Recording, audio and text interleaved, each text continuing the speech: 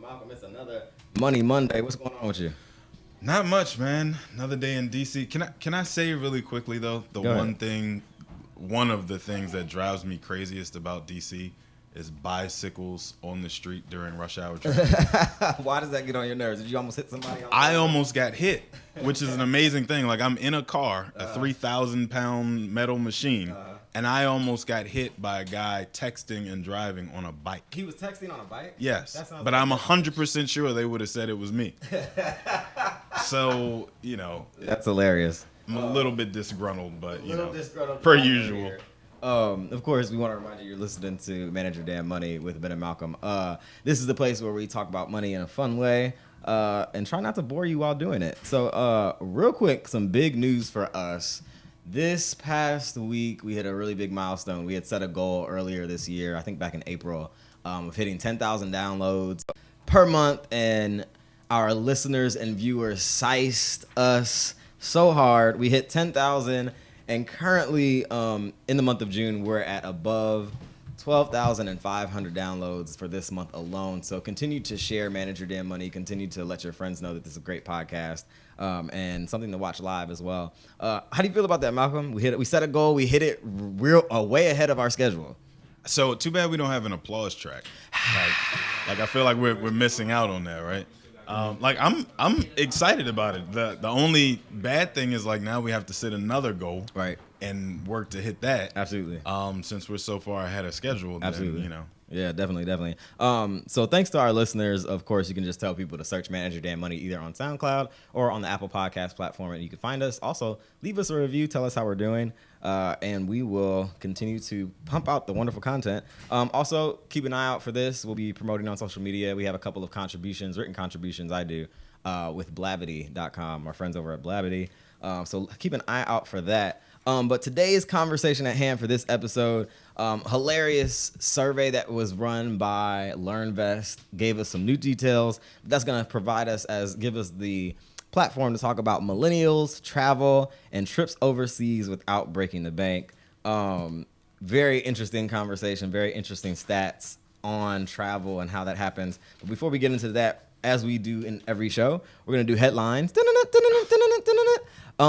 is a really interesting headline, Malcolm, because for me, no, this is for us, for the whole MYDM listening community. No, for you, because I got attacked. You got attacked. Well, okay, so a little bit of background real quick. So the headline is Finnish citizens given universal basic income report lower stress levels and greater incentive to work. So we have some great listeners who are actually participating in this ongoing conversation about money. And one in particular who remembered our discussion from a previous episode about universal basic income. Universal basic income is basically like the concept of the government or whoever gives every citizen a check for a certain amount of money to, pay for everything that your basics, like your housing, your food, et cetera, et cetera. Lauren E., big shout out to Lauren E. She hit us on Twitter and brought our attention to a story about universal income and called Malcolm out, offering evidence that there is grounds for the effective implementation of universal basic income. So what was your experience? Lauren added us on Twitter. She showed us the story. What was my reaction? What was your reaction? Blocked. That was my reaction. Lauren blocked. That's my immediate reaction. No, I'm joking. So, it was funny because two things. One, that lets us know that folks are actually watching and engaging with the show, which we appreciate. Absolutely. Obviously, right?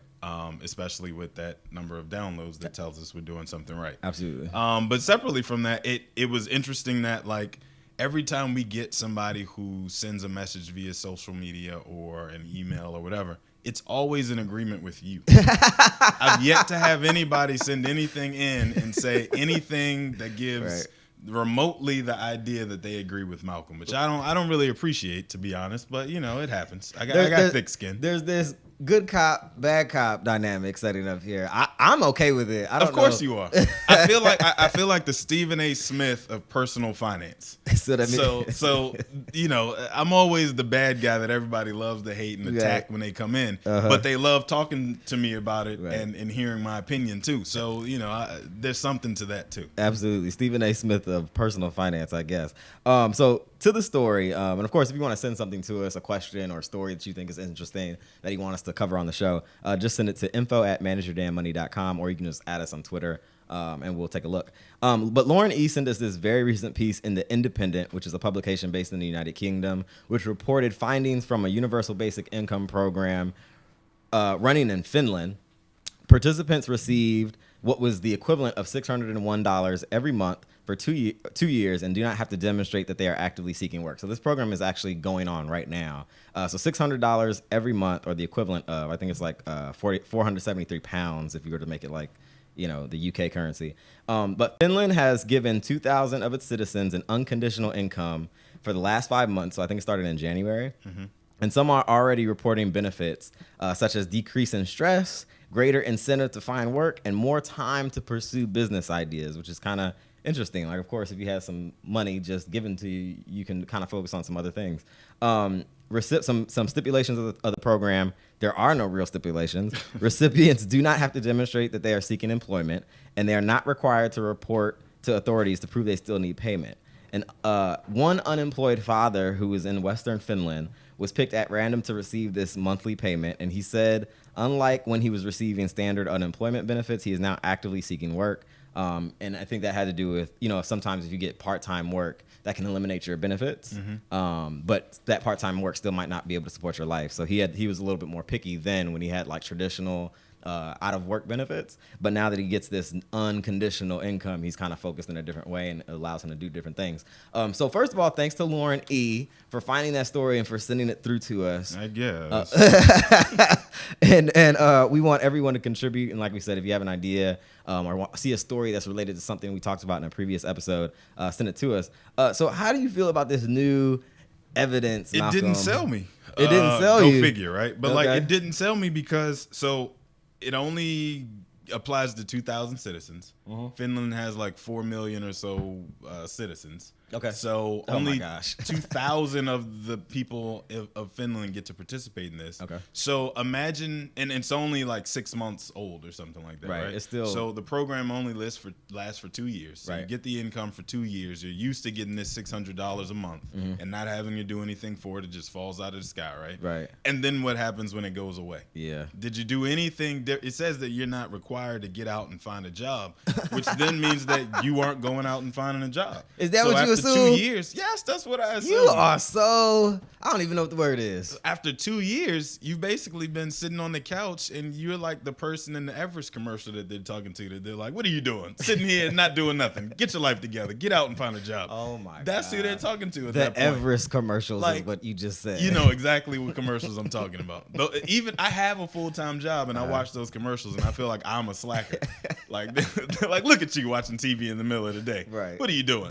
That's how I feel about the people in Finland that are getting this $600 a month. Like, when 2 years are up, I'm going to be calling them up saying, what are you doing? Get a job. You're not doing nothing with your life. That's terrible. That's terrible.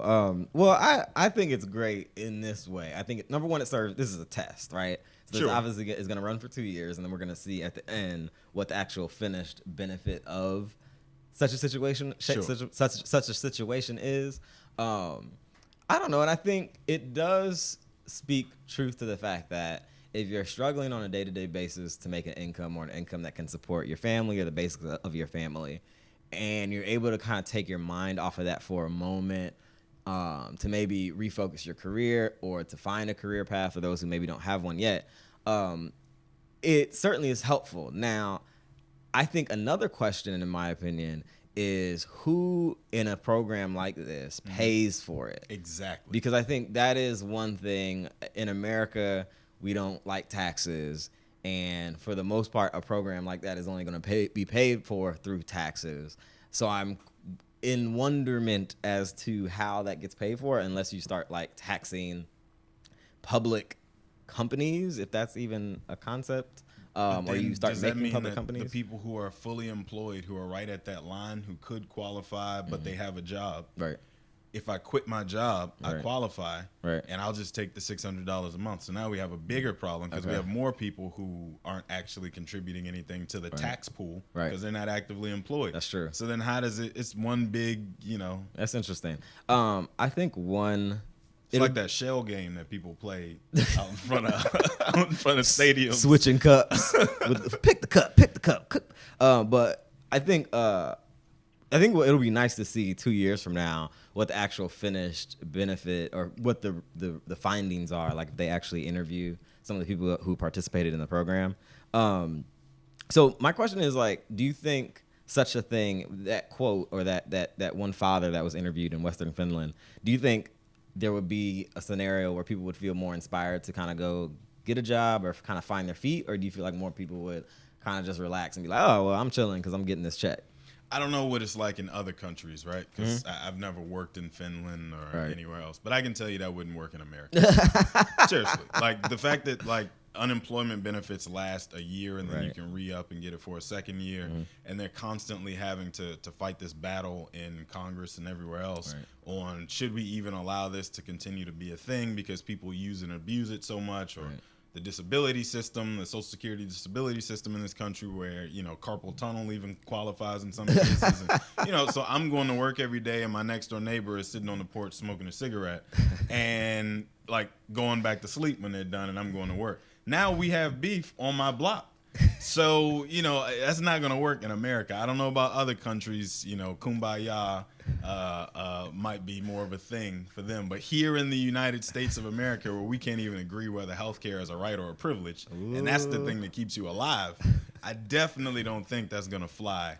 People just getting, you know, checks to their mailbox every month just for being alive. Well, if you ever wonder why you're the bad cop and I'm the good cop, this is a perfect illustration of why that is. But there have to be some fellow bad cops out there somewhere.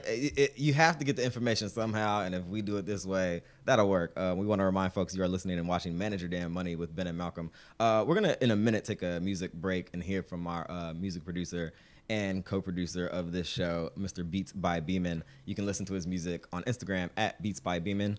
But when we come back, we have a really interesting conversation today. Millennials, travel, and trips overseas without breaking the bank. There's a reason why we're talking about this today in particular, and how we were brought to this particular topic.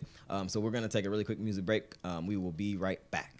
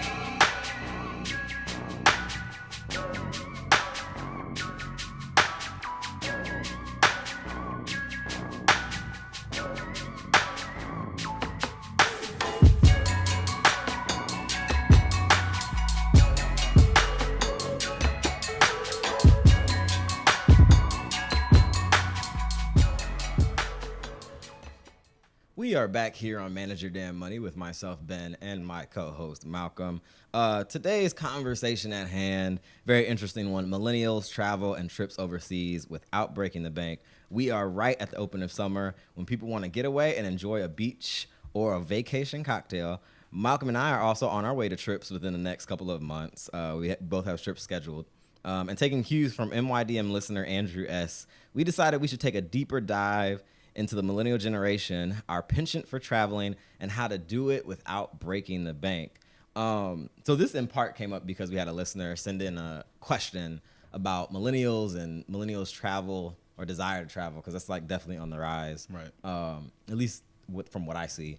And then what that had to do with wealth and wealth generation for the millennial generation. But we pulled an interesting story. This, like, the timing was perfect. So a recent story by Carrie Ann Renzulli on Money reported a new survey from LearnVest, which found men are less honest with their social media travel sharing. The survey found 33% of men said they have faked or misrepresented a scene during a vacation, cropping images, showing an empty beach when there are people on the other side, or taking pictures of drinks without those drinks actually being their own. Man. So it seems like men... That's not even vacation. That's just Friday, Saturday night in general. I mean, it's definitely like a culture of sharing thing at large. So it's found that 33% of men said they were misrepresenting their, social media sharing at times when on travel. And then women in particular claim to be less dishonest about their trips, with only 26% saying they've posted a quote unquote faux holiday image. I don't think that number is right. I feel like the ladies were lying about that, because ladies are probably the best at, watch yourself. Watch yourself. I'm just saying, like, they know how to crop and do the body turns and everything else that they do. So that's something I feel like they would be pretty good at in terms of, but maybe I'm just stepping all in it. So I'm gonna move on. See, I left you hanging on that one. He didn't help me at all. I had nothing to add to that. But overall, in this survey, 30% of Americans admitted to this kind of self-aggrandizing behavior. But when it got to millennials in particular, which is kind of crazy, of the 1,000 people I think that were surveyed, 56% of millennials said they misrepresent photos or travel experiences through social media, which is crazy. That's over half. It is, but I'm not surprised. I mean, again, you guys always want to call me out for being the eternal pessimist, I guess. But I'm not. I tell you all the time, I don't even believe like 25% of what I see represented on social media, and this is why. Right. So here's the thing, though. If you're somebody who follows the trends that you see other people doing, right? And your justification is, well, everybody else is jumping off the bridge, so I'm gonna jump off the bridge too. Social media allows people to pretend like they're jumping off the bridge, literally, and you follow it and really jump off that thing, right? And now accidentally. You looking up at them, looking at you, saying, "Well, why would you jump?" I was just playing. I was just kidding. And so now, you got a whole bunch of people following each other's lead, and nobody's actually doing the thing that they're saying they're doing. Right. Somebody's taking an L. Right, absolutely. I hope it's not you. This is us showing us our old manness. My only thing about the way that we share now on social media in particular is what I realized, I should say, is that we are, both you and myself, Malcolm, our first experience with social media was MySpace. Mm-hmm. Right? So MySpace was a time and place in social media where you showed your true self, your true friends, and everything that you put up was like real. Like, I remember my MySpace page had Deion Sanders, Dallas Cowboys star, and had Usher's "You Got a Bad" video playing on repeat.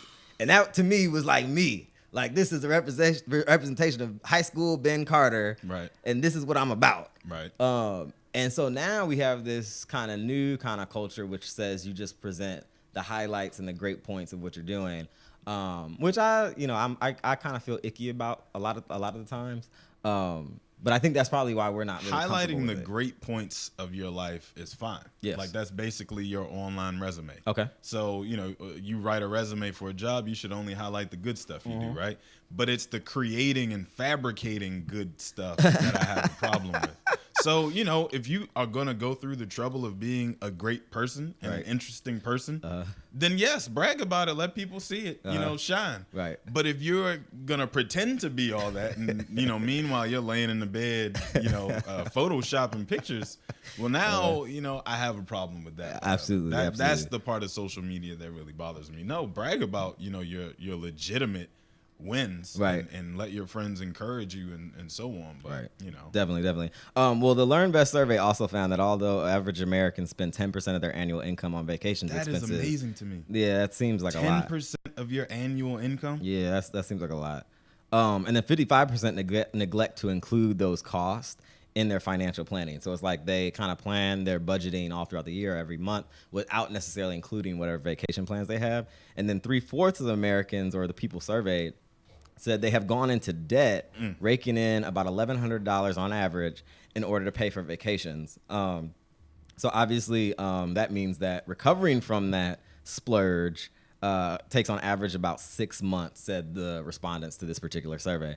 So that's kind of crazy. Like, not so much like the social media sharing part. Like, we know that's part of the culture. Right. But I think kind of the miscalculating, not accounting for how much you're spending on those vacations. Right. I think that's kind of a big deal, because I think when I read it, I was like, oh yeah, that's true. I don't really account for vacations, and not to this point, and I've been to a number of places, have not really consciously accounted that for it as a cost. It might also be a thing where, like, you don't want to account for it because you don't want to have to think. Like, sometimes you go out on a weekend, have too much fun, and you're scared to open up your bank app Everybody knows that on feeling. Monday morning because you're scared to see just how much damage was done. Absolutely. This is probably a similar situation where you go on vacation, you paid for the vacation way in advance, probably, right? Like a few months leading up to the vacation. Hopefully. And then you forget all about the money that you spent on it. Yeah. But then you get there and you spend again. Yes. So you go shopping, you know, buy, you have entertainment costs and food and drinks and everything else.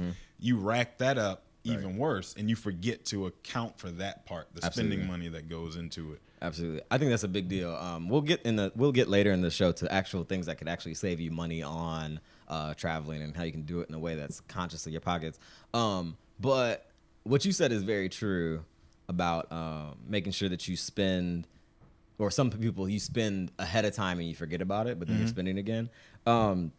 Really quickly, kind of moving a little bit more personal. You scheduled a trip recently. Right. You were kind of, I guess, I don't know if you actually shared this on the show, but you were kind of resistant to the notion of scheduling a trip. You haven't been on a vacation in how long? Oh, I shared it on the show. Oh, you I got did? feedback about it. Okay, so Malcolm has shared his resistance to booking a trip. He ended up booking a trip, so congratulations. Why were you so resistant to it, though? 2 reasons. One, I'm a bit of a workaholic, go figure. But 2, The man who says universal basic income can't work is a workaholic. right? Okay. Because let's not even go back there. But really, because like the money we're talking about right now that it costs to go on that trip, Right. I get financial anxiety. Okay. Like, spending more than $12 at one time like makes me itch. I understand that. So for something like vacation, where it really has no tangible benefit, like I can't go visit that vacation, I can't drive that vacation, I can't, consume it, nothing. So it just feels like I'm throwing money into the air. Oh, and, wow. It just, and I understand this whole concept that everybody says, younger people care more about experience than they do owning things. Right. I'm not one of those younger people. Right. Like I care more about owning things than I do about the experience of owning things is more important to me than the experience of experiences. If that made any sense at all. I think I understand you. I think I follow you. In a nutshell, that's essentially, but I have been worn down.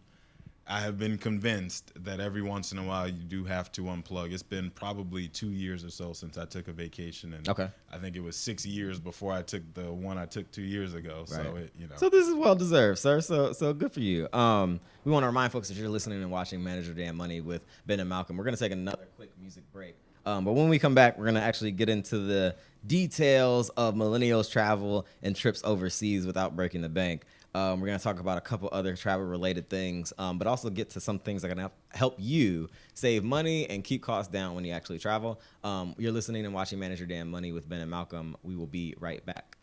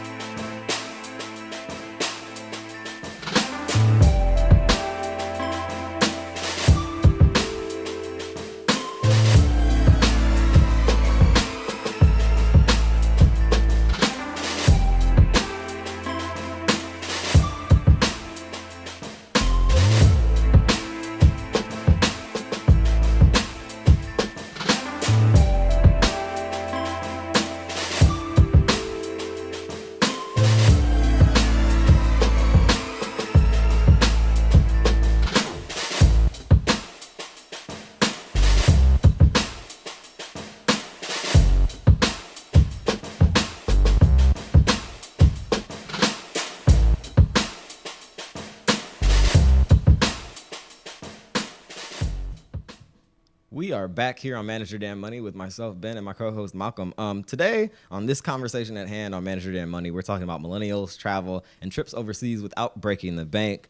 So you kind of alluded to it a little bit, but kind of the tension between wanting to make sure that you work all the way through, Malcolm, or having to stop yourself from working to go on vacation. Right. What kind of shaped your view of vacation and the place it has in your life as like a kid and kind of into adulthood? You know what? I don't even think it's anything that like happened as a kid. We took vacations as a family and stuff like that when I was a kid, but I have never had a salaried job in my adult life. Okay. And so everything I've ever done has been on the basis of your hustle. You know, right. Like your Right. input determines your output. Right. And so I was just, in order to be successful at that in those various roles, I was just groomed that like, if you think you can afford to be away from here, go ahead and be away from here. But when you get back, Right. you still need to produce. Right, And absolutely. so that's kind of how my mentality has always been. Okay. And so I'm constantly thinking about like the next thing that I need to do. Okay.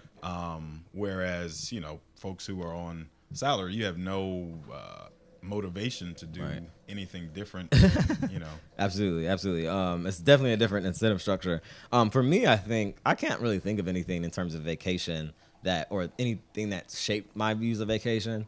I think getting married obviously had an impact on what was a priority for me, And who you married. and who I married, Yeah. obviously. But I think I was rather agnostic about traveling to begin with. I think I've traveled a lot for work and went to Texas a lot growing up because I have family there. But other than that, like I really wasn't thinking too much about traveling, so I didn't really have much of an opinion. But it's interesting because my grandparents, on the other hand, they do a lot of traveling. And for those who are watching, this is a photo of my grandparents. They do a lot of With the cruising. Sunday's best on. With the Sunday's best on, indeed. And they do a ton of traveling via cruises. Okay. They've been on like something crazy like 45-day cruises. Do they wear matching outfits while they're on the... I do not think they do that. Okay. I do not think they do that. Sorry. But I was talking to my grandmother. Shout out to Reverly again. And she asked me, because my wife and I have been on a couple trips this year alone. Puerto Rico. Where else did we go? Oh, Greece. And then, and eventually Barcelona. And have been on a couple other trips last year. And she's been to Costa Rica and a whole bunch of other places. And my grandma said, how are you guys able to afford all these trips? And I was From the lady who was on a 45-day cruise. But her situation's different. What do you do on a 45-day cruise? I don't know. You basically, that's your boat. You in live my there. mind. Like you own that boat at that point. Like, So anyway, I told her, I said, Grandma, like that's just what we decided to invest in. We're getting it out the way before any other life things get in the way of doing stuff like that. Right. But my grandma's question kind of alludes to the question of like, what is with this culture, or American culture in particular, that says that you have to wait and defer travel in particular for you to be able to deserve it or have earned it? I don't know is that a generational thing? It could be. I don't know, honestly, because I don't Okay. pay enough attention to it. Like there's an article that you and I talked about that we're going to discuss in a second that, kind of outlines that point, but Right. that's coming from someone who's considered one of our peers, Right. right? Like I think the author was like 35 or something. Right. So I don't know what I think old people just want us to wait to do anything that they deem to like they deem can't to be traveling like irresponsible. me. Like, right, basically, like Yeah. I had to wait 30 years to get to a Right. point where I could afford to do X. Right. So you need to put in your time and wait to afford to be able to do X as well. Which I is- think that has a lot more to do with it. Which is a perfect segue to this story when we wanted to squeeze into this particular episode. This is a recent piece on Forbes.com by Mr. Brian Roberts. Brian Roberts sounds like a total curmudgeon in this piece. The headline reads, "Here's why you shouldn't travel in your early 20s." So first things first, that headline. You didn't like the title. Oh my gosh, don't tell me why I shouldn't do anything. Like, why don't you suggest something more positive? But starting with, here's why you shouldn't travel in your early 20s, you're already getting put in a certain bucket, Mr. Roberts. Right. Um, And he started off with the word millennial in the first sentence. And then which we know you don't like. right, that told me everything I needed to say. So really quickly, I'm gonna read a real quick excerpt from the piece. Mr. Roberts says, "My lifestyle as a writer and entrepreneur could be considered nomadic, yes, but that's because I laid the foundation through discipline, skill building, and refining my value to sustain it. Aimless travel, not tied to building a skill or a business enterprise, is not likely to increase millennials' values to others or produce a tangible return on investment moving forward. Invest in yourself, your future. Identify the best place to move as a millennial. Plant your roots and enjoy more substantial adventures once you've laid the groundwork." So he just sounds like an old man. Yes and no. He Okay. sounds like kind of petty in the sense that Very it's much so. like, I did it, but I can afford to do it because I'm awesome. But the rest of you, The rest wait of your you. turn Right. and do what I've done, Right. basically. But it definitely does sound Right. old man like in the Right. sense that, like I just said, it's always you didn't put in the work that I put in over the Right. last X amount of years, so you shouldn't be able to afford to do what I get to do.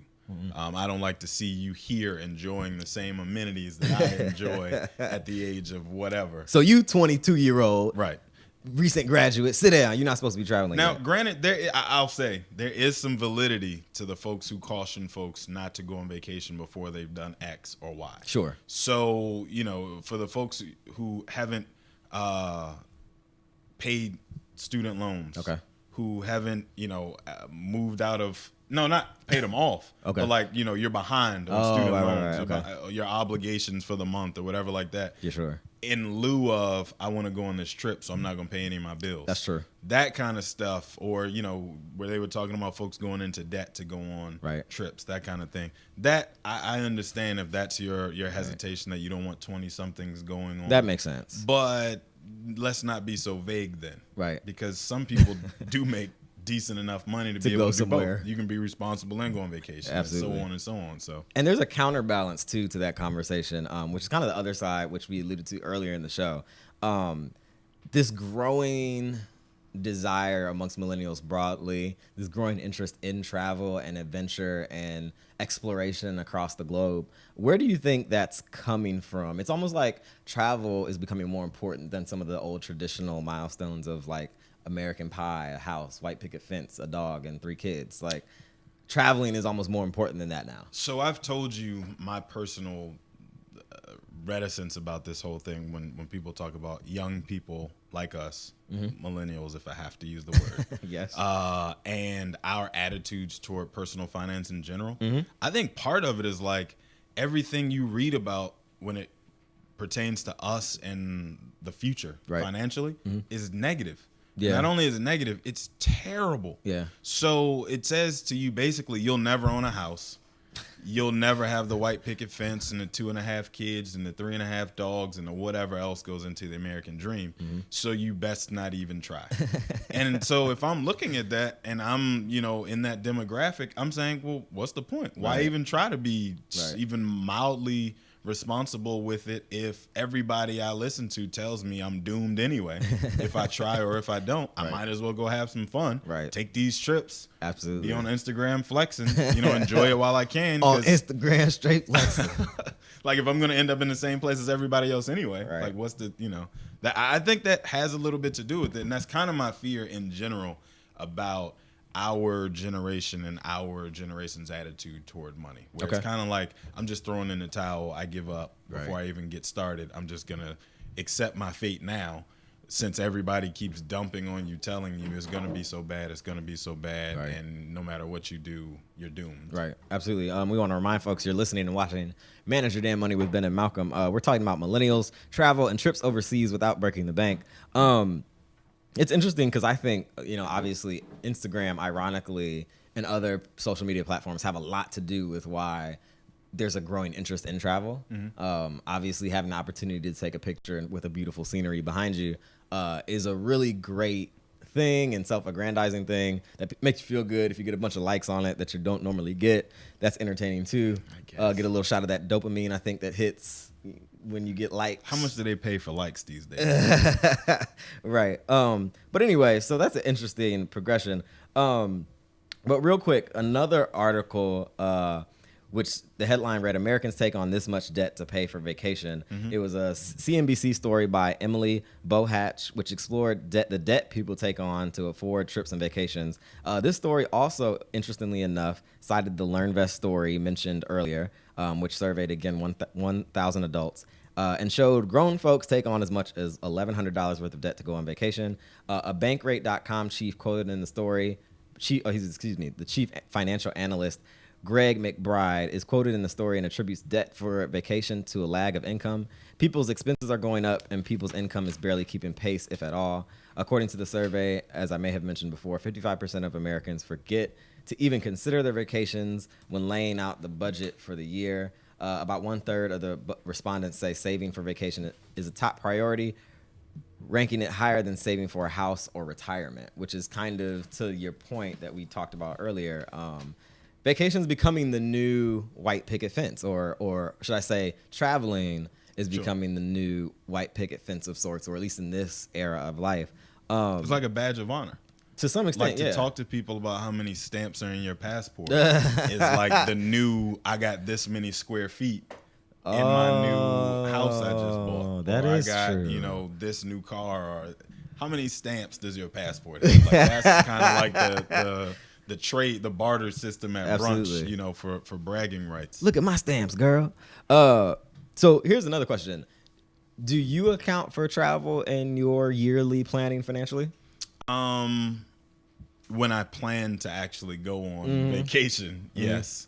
But that's fewer and further in between. So I kind of have just like the stash it to the side for some kind of, for whatever. I have no idea what I'm saving it for, but I know I'm going to want to do something. Right. And so that is what essentially that account is for. I do think though, for people like you're talking about who think vacation is like the most important thing in the world, you should be saving part of your paycheck specifically for that vacation and that travel. And also, you know, kind of a side note, get a credit card that has travel rewards that allows you to actually get some kind of benefit from those trips that you're taking if you're taking that many of them. Absolutely. And then, you know, you get free flights and free upgrades and everything else that goes along with it. Get something out of your, you know. Absolutely. So real quick, this survey, as we kind of discussed even just in our own experience, is suggesting that traveling is more important than even like retirement. What does that mean? That's scary to me. In all honesty, so basically that is what I was talking about, where you see folks who have thrown in the towel, right, and say either I'm never going to get to retire, right, or whenever I retire, I'm going to be in trouble anyway. Right. So I might as well enjoy my youth while I have it. Right. And worry about everything else. Cross that bridge when I get to it and it's already on fire. That's basically like what that says to me, which is a bad way to look at it. Because like I said, you can do both. Like you can make a decent amount of money, spend some of it on housing expenses and being responsible, and then spend some of it on traveling. But then also you got to travel within your budget. Stay in your financial lane. Absolutely. So we want to remind folks you're listening and watching Manage Your Damn Money. We're going to take another quick music break. We're going to hear another track from Mr. Beats by Beeman. He is the co-producer and co-creator of this particular show, Manage Your Damn Money. When we come back, we're actually going to go down a list of ways to pay for and plan for vacations effectively, such that you're not spending more money than you have to when it comes to planning that trip. So when we come back, that's what we're going to discuss. You're watching and listening to Manage Your Damn Money with Ben and Malcolm. We will be right back.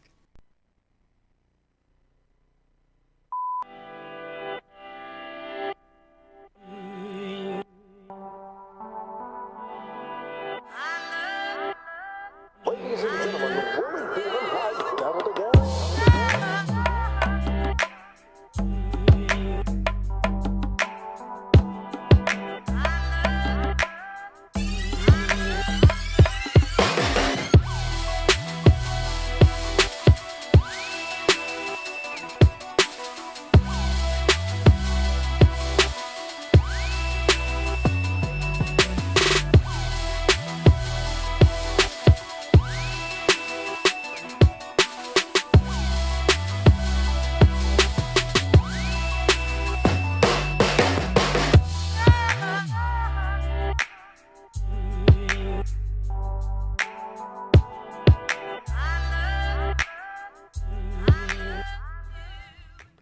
Welcome back to Manage Your Damn Money. This is Manage Your Damn Money with Ben and Malcolm. We want to remind folks that you can follow us on social media. My handle is at MYDM1. At Malcolm on Money. Absolutely. And if you want to send us a shout out or say something or respond to something you hear us talking about on this podcast or previous episodes, just go ahead and write us a note. You can also send an email of any thoughts, questions, or concerns or criticisms you might have. Malcolm doesn't want to hear those. I actually do. Spam folder. So you can send us those at info@manageyourdamnmoney.com. And you can always find everything that you need to know about us at manageyourdamnmoney.com. And also make sure you subscribe on iTunes and leave us a review. Those reviews help us give other people a sense of what the show is about. So leave us a great review there. On this episode, we are, of course, talking about millennials, traveling, and how to save money while planning for those travels. So real quickly, we have a list here of ways to pay for and plan for vacations effectively. The first thing that we have here, Malcolm, is contribute to an account or set aside a certain amount of money monthly to pay for travel, just like saving for retirement or for a home. Right. The only challenge to that is that's going to require delayed gratification. Okay. Because what that means is, as I'm saving up through the rest of this year, let's say, Right. to pay for my vacations next year, Right. that I can't take any trips this year. Right. So you're going to have to be at least somewhat disciplined and dedicated Absolutely. to not do anything else extravagant in the meantime while Right. you're saving up for the thing next year. You've mentioned this before, and I think it's worth mentioning again. What's the most effective way to set money aside for yourself? Hide it from yourself. Okay, what does that mean? So essentially, like for example, I have an account that I don't have access to. Okay. I don't have everyday access to. I can't look at it online. Right. I don't have a debit card, checkbook, anything like that. Right. And actually, it's a credit union that's like 30 miles out of my way. Right. So I would literally have to get into my car, drive to that place between the hours of, I don't know, 10 and 3 or whatever time credit unions are open, to get my money out of there to do whatever frivolous thing I was looking at doing. Right. And so every single month when I get paid, I have a portion of that paycheck direct deposited into that credit union account that's kind of like a black hole. Right. Because I'm not driving all the way out Do you there. even know how much is in there? I do check on my money every Okay. once in a while, and I have a pretty good idea Right. of how much should be in there. Okay. But occasionally, I'll go and like deposit. I have cash in my pocket for no reason, and I'm out that way. Okay. I'll deposit some money just to get a receipt to Right. know how much is in there and check on my money. Okay, excellent. Yeah, so I absolutely hide money from yourself, create an account that is specifically set away for traveling. I once did that for lunch, the purposes of lunch in particular, because I'm kind of a How lot. much I'm you kind of like eating?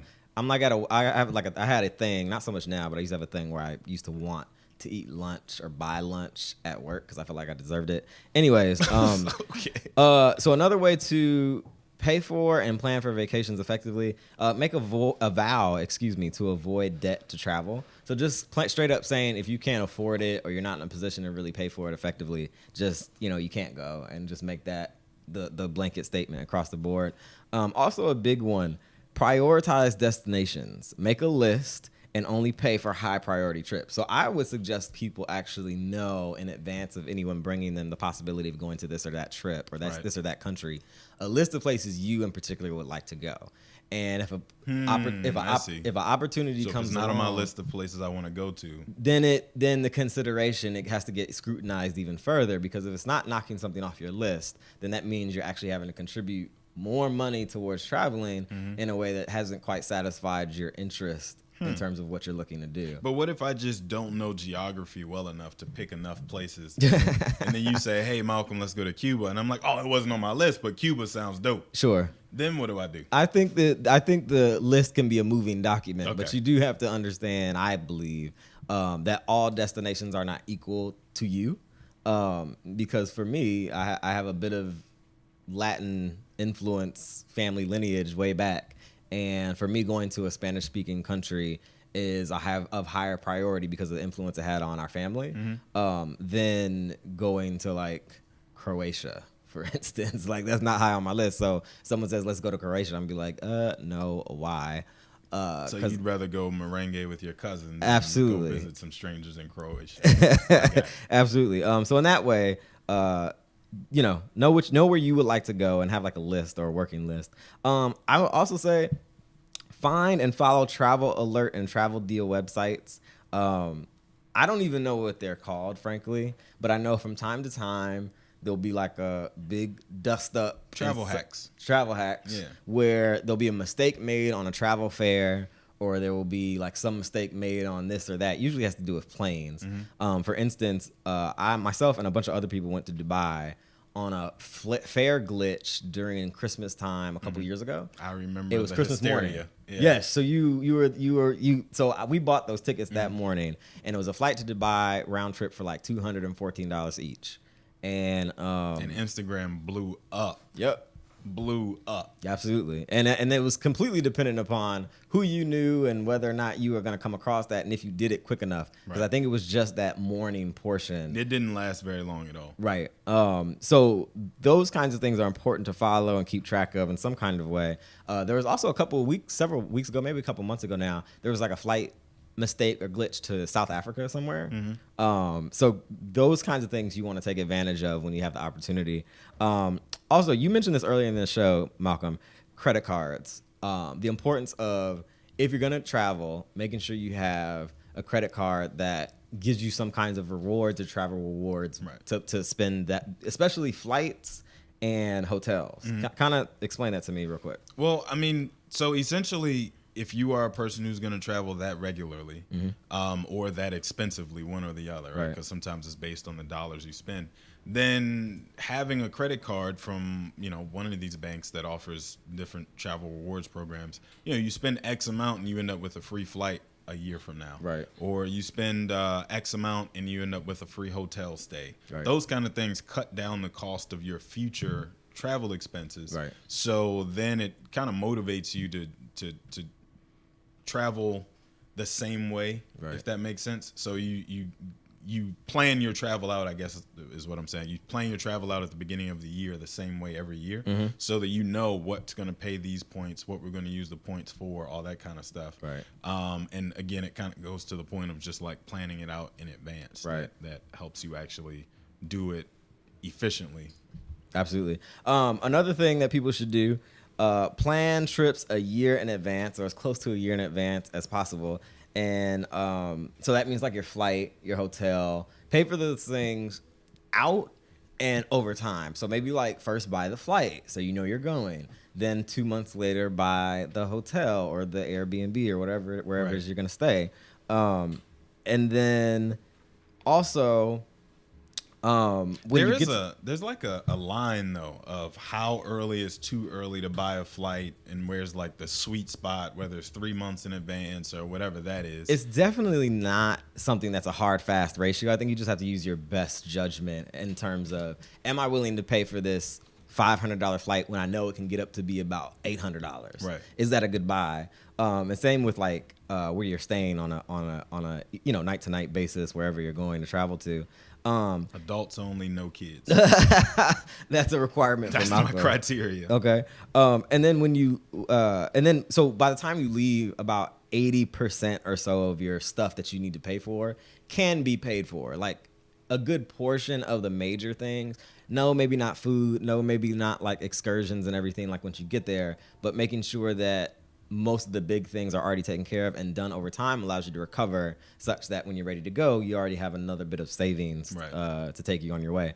And then also another big one, consider alternative housing options.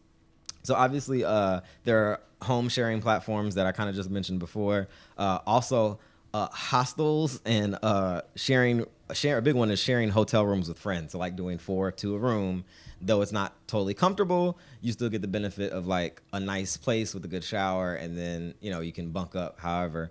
Have you ever stayed in a hostel before? Absolutely not. I've stayed in a hostel once. Absolutely not. I was so disturbed. It was a hostel in New York City. Oh God. I was so confused because I had never stayed in a hostel. I was probably about 20. It was like some program I was doing, like an internship program, and it was like the final thing in New York.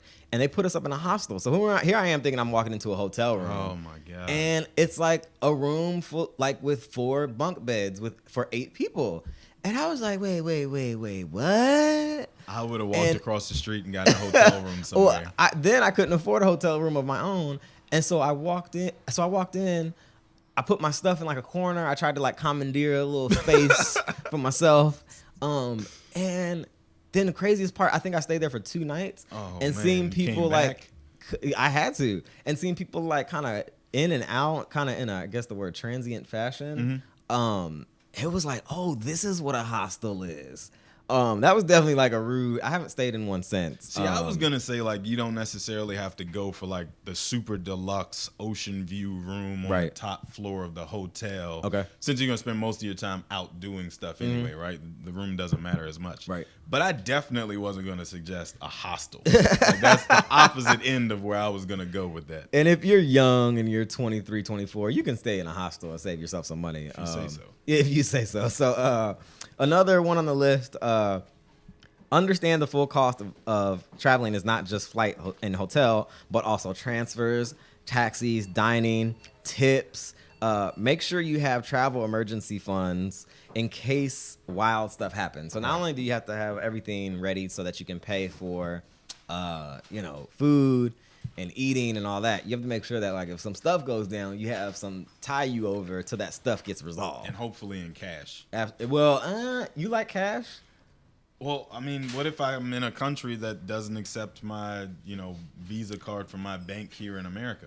I would suggest reconsidering traveling to that place just because there are certain things that. So that's a good point, Malcolm. Or I'm in a taxi and the taxi doesn't accept, You do have to have a certain amount of cash, but you don't want to have so much that you feel at some point that you're a target for. Well, I don't mean walk around like you're in a Rick Ross video, but I'm just saying like you gotta have something on you so that Right. you can get out of that situation a lot easier than hold on, let me go find an ATM. That's true. That's probably not gonna go over so well in the middle of the night in the back of a taxi. That's true.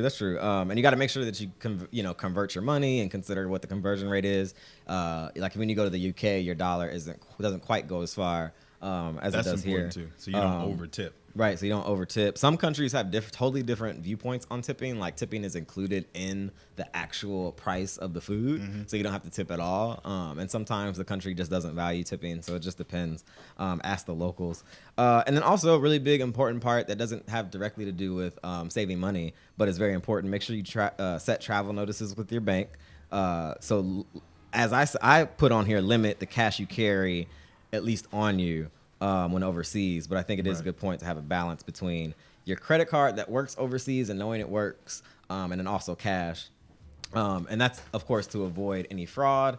And then there's a big one that you mentioned, Malcolm, considering quote-unquote all-inclusive options for relaxing vacations. That way you just pay for your flight, you pay for everything on the resort, and then you just stay on the resort, and that's it. So that's a really good way to save money. Also, keep in mind, travel agents can help you plot out a trip when you really are not great at planning, like me. But doing research and planning on your own can really save you money on trips focused on exploration. So if you do everything piecemeal on your own, trying to figure out, where are we going to stay, what experiences are we going to have, when you do that on your own, you can do a lot to save yourself money. And then finally, the last thing I have here is balance booking ahead of time. So we talked about the value of booking stuff ahead of time with arriving to consider what the best options are. Okay. So a lot of times like when you go on explorations or things that are activities while you're there, there's a temptation to kind of book ahead of time and just pay for it so you have it taken care of. But a lot of times you can get deals.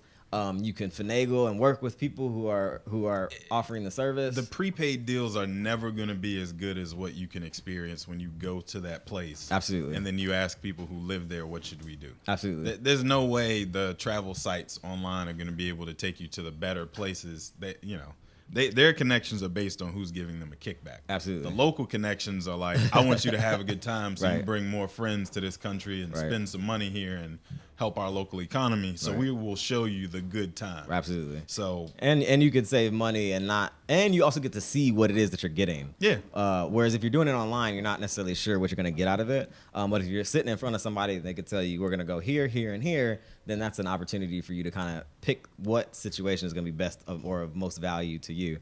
So that's the end of our list. If you have any other suggestions in terms of what helps with traveling, feel free to send us a note at info@manageyourdamnmoney.com. You can also follow us and find everything about us on manageyourdamnmoney.com.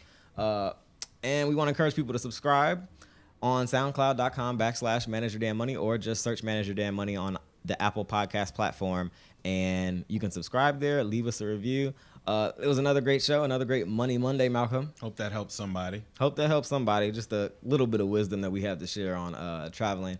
But we want to thank you for listening and watching Manage Your Damn Money. We can't wait till next week. Until then, be good with your money. Peace. Peace.